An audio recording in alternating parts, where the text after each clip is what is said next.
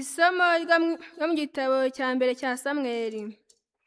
Uhoraho abwira Samweli ati, uzakomeza kurira Sawuli kugeza ryari? Kandi nanjye ubwanjye naramuzinutswe, akaba atazongera kuba umwami wa Isirayeli. Uzuza amavuta ihembe ryawe maze ugende. Mwohereje kwa Yese w'i Betelehemu, kuko nabonye umwami shaka mu bahungu be. Bamaze kuhagera, Samweli ngo arabuka umuhungu wa Yese witwa Eliyabu. Aribwira ati, nta kabuza Uhoraho yatoye ageze imbere ye. Uhoraho abwira Samweli ati, ntukangwe n'imisusire ye cyangwa n'igihagararo cye. Njye si we natoye, simushaka. Kuko Uhoraho atareba nk'abantu bo bareba imisusire, nawe Uhoraho akareba umutima. Yesu amwereka abahungu be 7. Samweli ati, ntawe Imana yatoye muri bo. Ubwo Samweli abaza Yesu ati, mbese abahungu bawe ni aba ngaba bonyine? Yesu aramusubiza ati, hari umuhererezi akaba aragiye amatungo.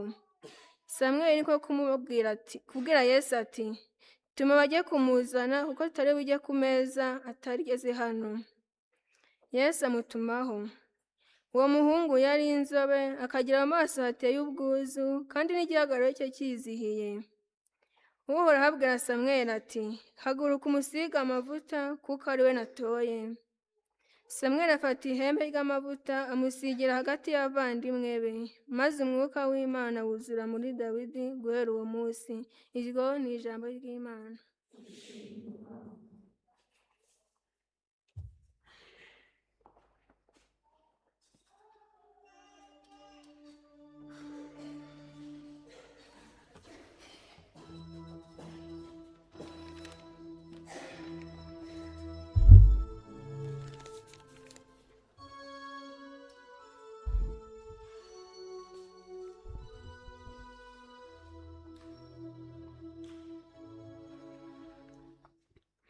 Ndagiwe n'umushumba mwiza, ntacyo nzabura, ntacyo nzabura. Ndagiwe n'umushumba mwiza, ntacyo nzabura.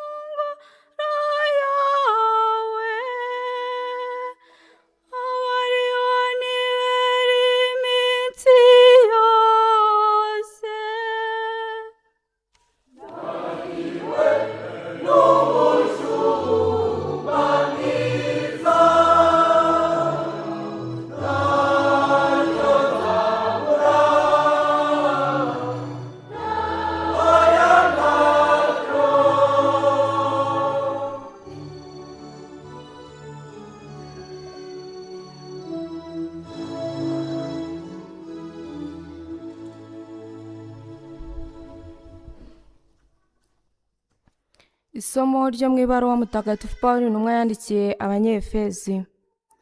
Bavandimwe, kera mwigeze kuba umwijima, naho ubu ngubu mwagizwe urumuri muri Nyagasani. Nimugenze nk'abana b'urumuri.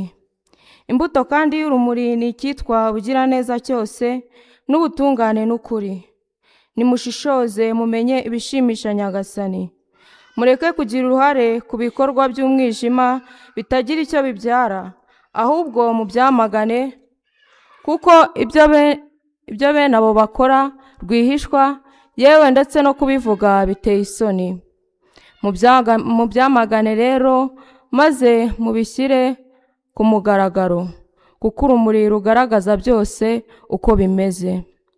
Nicyo gituma bajya bavuga ngo, kanguka wowe usinziriye, haguruka uve mu bapfuye, maze Kristo akumurikire. Iryo ni ijambo ry'Imana.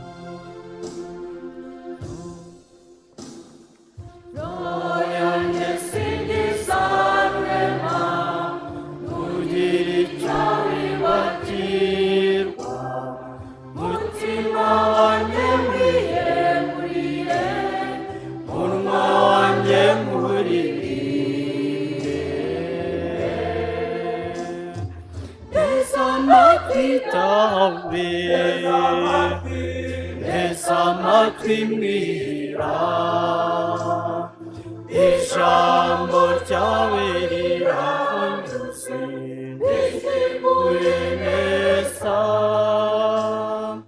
umutima wanjye. Nyagasani Yesu nabane namwe.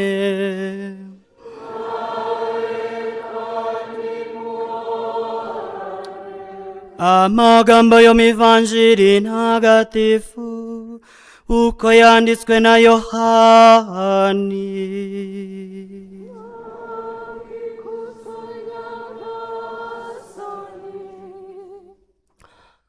Muri icyo gihe Yesu asohotse mu ngoro yihitira, abona umuntu wavutse ari impumyi. Maze abigishwa be baramubaza bati, mwigisha, uwacumuye ninde, ari uyu muntu ari n'ababyeyi be, kugira ngo avuke ari impumyi? Yesu arabasubiza, atari we ari n'ababyeyi be ntawacumuye, ahubwo ni ukugira ngo iby'Imana ikora bimugaragarireho. Ni ngombwa gukora imirimo y'uwantumye hakibona. Ijoro riraje, kandi muri ryo ntawagira icyo akora. Igihe nkiri ku isi ndi urumuri rw'isi. Amaze kuvuga atyo, acira hasi amacandwe ye, ayatobesha kondo, agasiga ku maso y'impumyi. Maze arayibwira ati, jya kwiyuhagira mu cyuzi cya Silowe, bivuga ngo uwatumwe. Nuko impumyi iragenda iriyuhagira, ihindukira ibona. Bituma abaturanyi n'abandi bari barabonye asabiriza bavuga bati, uriya si wa wundi wajyaga yirirwa yicaye asabiriza? Bamwe bati ni we, abandi bati si we, ahubwo nusa nawe. Arababwira ati, ni jye. Nibwo bamubwiye bati, amaso yawe yahumutse ate? Arabasubiza ati, ni wa muntu bita Yesu, yatubye akonda nsiga ku maso, maze arambwira ati, jya ku cyuzi cya Silowe maze wiyuhagire. nuko njyayo ndiyuhagira, none ndabona. Baramubwira bati uwo muntu ari hehe? Arabasubiza ati simpazi. Nuko uwahoze ari impumyi bamushyira abafarisayo. Hari ku munsi w'isabato, igihe Yesu atobye akondo agahumura amaso ye. Abafarisayo nabo bongera kumubaza uko yahumutse. Arababwira ati yansize akondo ku maso ndiyuhagira, none ndabona. Bamwe mu bafarisayo baravuga bati uwo muntu ntakomoka ku Mana, kuko atubahiriza isabato. Ariko abandi bati bishoboka bite ko umunyabyaha yakora ibitangaza nk'ibi? Nibwo biciyemo ibice. Barongera babwira impumyi bati wowe se uwaguhumuye umuvugaho iki? Arababwira ati ni umuhanuzi. Abayahudi banga kwemera ko yari impumyi nuko yahumutse, bigeze igihe bahamagaje ababyeyi be. Barababaza bati uyu koko ni umwana wanyu muvuga ko yavutse ari impumyi? Ubu se ahumutse ate? Ababyeyi be barasubiza bati icyo tuzi ni uko yari umwana wacu kandi ko yavutse ari impumyi. Uko byagenze kugira ngo abone ntitubizi. N'uwamuhumuye amaso ntitumuzi. Nimumwibarize, ni mukuru niyivugira ubwe. Ababyeyi be bavuze batyo babitewe no gutinya Abayahudi, kuko Abayahudi bari babyumvikanyeho ko umuntu wese uzemera ko Yesu ari Kristo bazamuca mu isengero. Nicyo cyateye ababyeyi be kuvuga batarakuze nimumwibarize. Abayahudi bongera guhamagara ubwa kabiri uwo muntu wahoze ari impumyi. Baramubwira bati singiza Imana, twe tuzi ko uwo muntu ari umunyabyaha. Arababwira ati niba ari umunyabyaha ibyo simbizi, icyo nzi ni kimwe, ni uko nari impumyi none nkaba mbona. Bongera kumubaza bati yakugenjereje ate? Yagumuye amaso ate? Arabasubiza ati nabibabwiye kandi ntimwabyumva, murashaka kongera kubyumvira iki? Namwe se murashaka kuba abigishwa be? Nuko bamuhunda ibitutsi baturakaba umwigishwa we. Twe turi abigishwa ba Musa, tuzi ko Imana yavuganye na Musa, ariko we ntituzi aho aturuka. Wa muntu arabasubiza ati ibyo biratangaje, kuba mutazi aho aturuka kandi yampumuye amaso.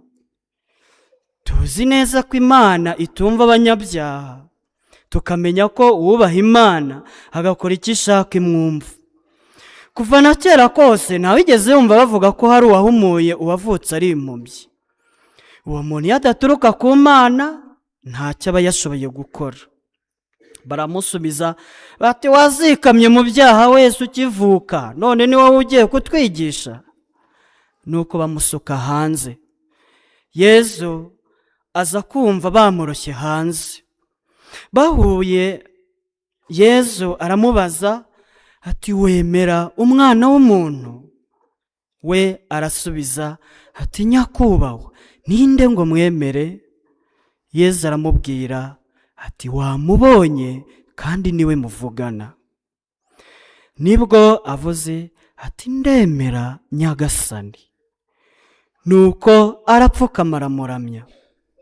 Yesu aramubwira ati naje munsi nje guca urubanza kugira ngo abatabona bahumuke, maze ababona babe impumyi. Bamwe mu bafarisayo bari kumwe nawe babyumvise baramubwira bati natwe se turi impumyi. Yesu arabasubiza ati iyo muba impumyi nta cyaha mwajyaga kugira, none ubwo mugize ngo turabona, icyaha cyanyu kigumyeho. Iyo ni ivanjiri ntagatifu.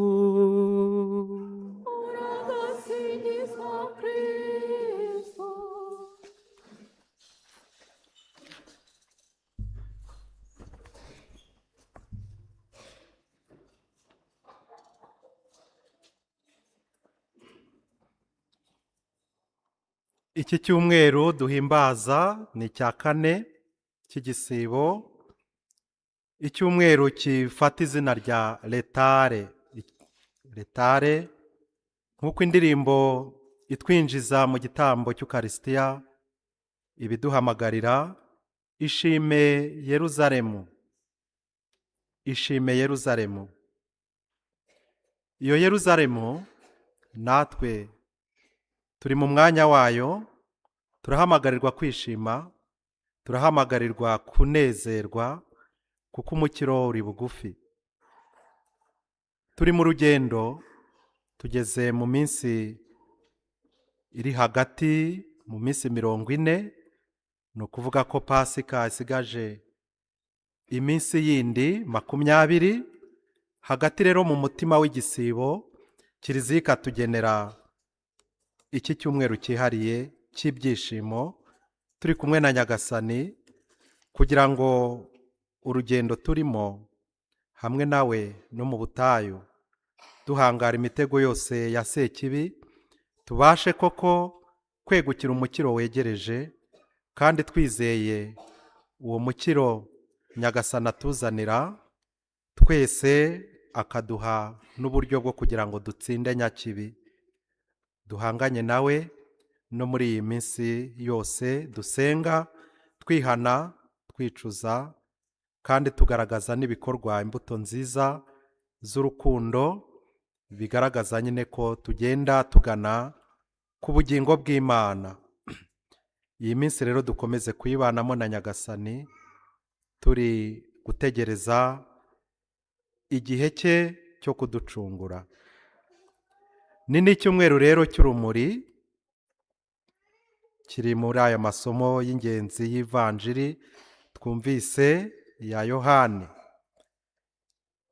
Nyuma y'uko twumvise umusamaritanikazi wahuye na Yezu ku iriba rya Yakobo akamusaba amazi yo kunywa, na nyuma kandi y'uko mbere yaho Yezu yatwigaragarije yihindura ukundi, na nyuma kandi y'uko mbere yaho twamubonye abwira Sekibi ibyo yari ari kumusaba, akamusubiza amutsindisha ijambo ry'Imana naryo gushaka kwayo.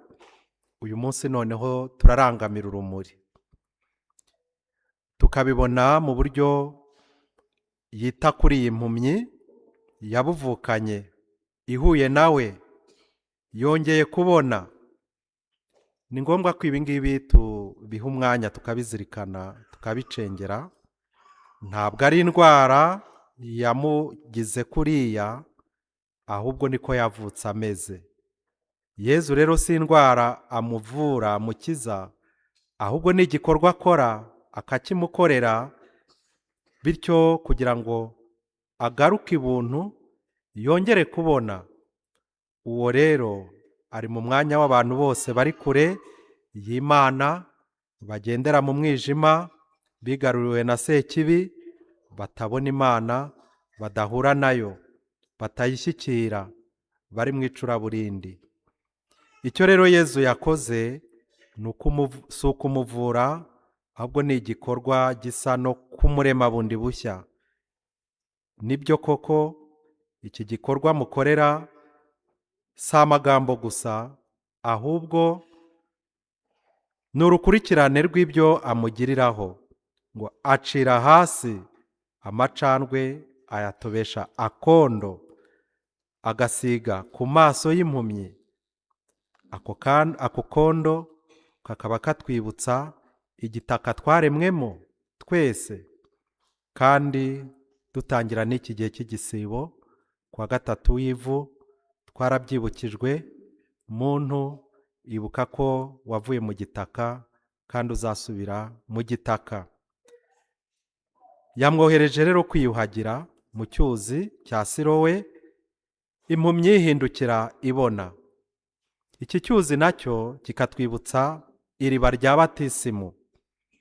Batisimu ituma tubona agakiza, ituma twitwa abana b'Imana, ituma tubona urumuri, kandi koko tukakira n'urwo rumuri muri iyo batisimu ntagatifu, rumwe batubwiriraho ko rutagomba kuzima, tukazarugumana kugeza igihe Yezu azagarukira.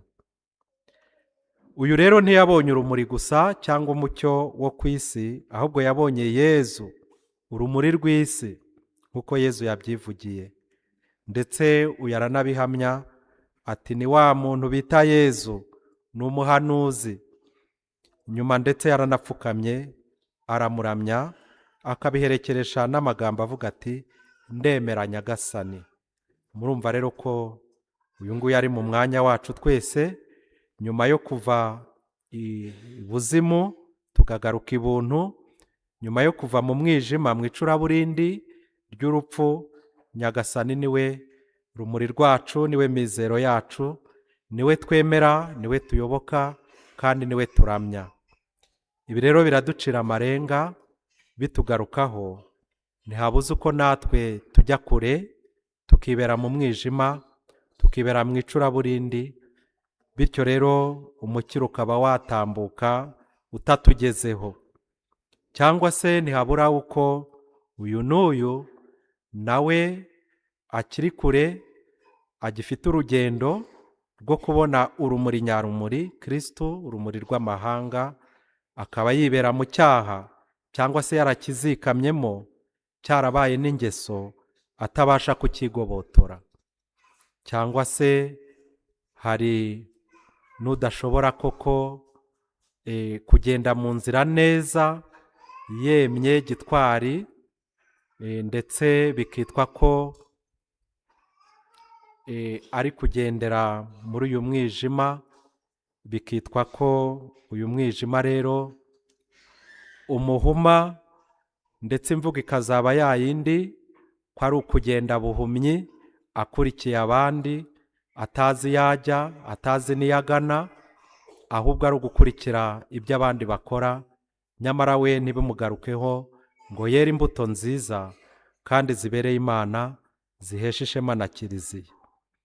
Uyu munsi rero nuduhamagarira kugira ngo twese twerekeze amaso yacu n'umutima wacu kuri rumuri nyarumuri, kuri Kristo uza kudukura habi, kugira ngo adukure mu nzara za nyakibi, maze tuba abana b'urumuri, kandi koko tugane kuri urwo rumuri, n'ibikorwa byacu bimurikirwe, ndetse n'ubuzima bwacu buba umucyo, maze turusheho koko kwegukira urwo rumuri, natwe tukaba kandi urumuri rumurikira abandi muri iyi si ya none, tukaba abahamya barwo uko bikwiye. Mu isomo rya kabiri twumvise uyu munsi, naryo riduhamagarira koko imbuto tugomba kuba zo z'urumuri, tugatandukana n'icyitwa ikibi cyose, ahubwo tukegukira ubutungane n'ukuri, hakabamo no mu gushishoza, tukanamenya n'ibishimisha Imana Nyagasani, tukareka kugira uruhare ku bikorwa by'umwijima bitagira umusaruro bitanga, ahubwo tukanabyamagana. Ese tugira ubutwari bwo kwamagana ikibi?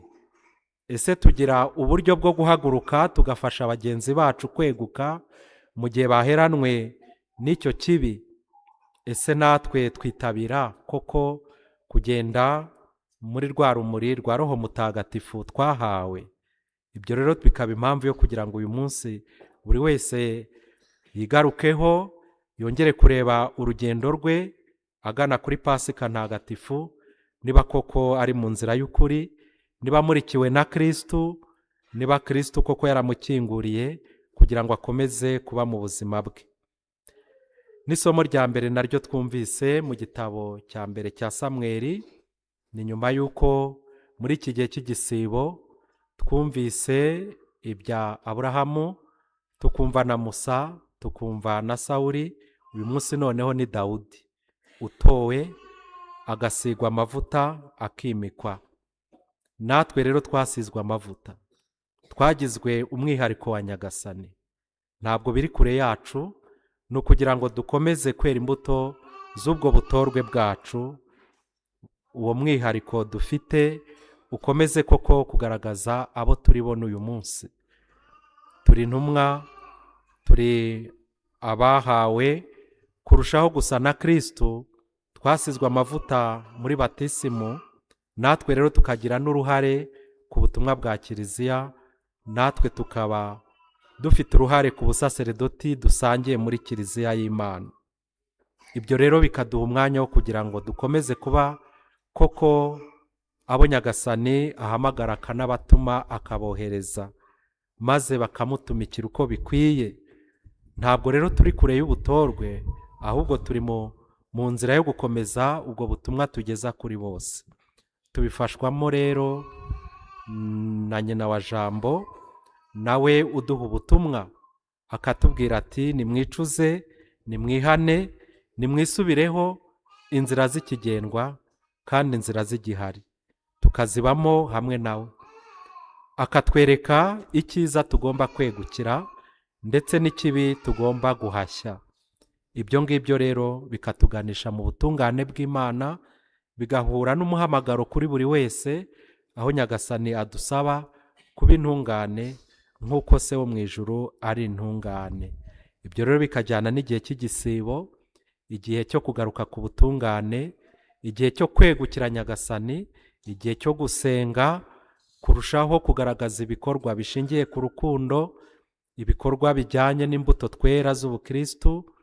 Urwo rukundo rukagaragarira abaciye bugufi, abakene, imbabare, abarwayi, abihebye, abari mu kaga, ndetse tukanabegera nk'uko Kristo nawe yagiye yegera abari mu ngorane z'ubuzima, aho yirukanaga roho mbi, agakiza indwara z'amoko yose, kandi akazura n'abapfuye. Natwe rero akaduhamagarira uyu munsi kugenda nk'ingendo ye, twegera bene abo bose isi yavubuye idashaka gukomeza kureba indoro ya Kristo. Twe tukahamubera rero kugira ngo nabo tubahe ibyishimo bakeneye. Dukomeze rero kuri iki cyumweru gusaba Nyagasani kumunogera, kumukurikira, kwakira urumuri rwe, kumwemera no kumwemerera akatumurikira mu ngendo yacu hano muri ubu buzima turimo, ariko nanone n'umubyeyi Bikira Mariya tumwemerera kubw'ubutumwa aduha kugarukira Imana n'umutima wacu, kugenda mu nzira z'urumuri, twemera ko Kristo koko ari we mucunguzi wacu n'umukiza wacu, maze koko tukemerera Nyagasani gukomeza kuba ikuzo rye muri bose, ndetse n'ikimenyetso cy'ingoma ye mu bo tubana. Komeze rero kubisaba twizeye, twiringiye, kugira ngo iki cyumweru cy'ibyishimo kizanire ibyishimo imitima yacu, kizanire n'ibyishimo abari mu ngorane z'ubuzima, maze Nyagasani we ubwe utuganisha ku mutsindo wa Pasika akomeze kutubera imbaraga n'urwo rumuri rumurika mu mwijima w'isi, maze dukomeze kuba koko abana b'urumuri. Ibyo rero tubisabe dusabira isi yose guhinduka, tunasabira imiryango kwakira urwo rumuri, dusabira abakristo bose aho bari kuba intumwa nziza z'urwo rumuri, kugira ngo umukiro ugere kuri bose binyuze muri Yezu Kristo, kandi biza bituganaho twese uko duhuje ukwemera kumwe muri we. Dukomeze rero urugendo rwacu tugana Pasika ntagatifu, kandi turushaho kwakira Yezu Kristo kugira ngo abane natwe, akomeze kudufasha gutsinda sekibi no kugana mu mutsindo we uhoraho iteka. Mucyo rero duhaguruke dukomeze gusenga dusabirana, twamamaza no kwemera kwacu.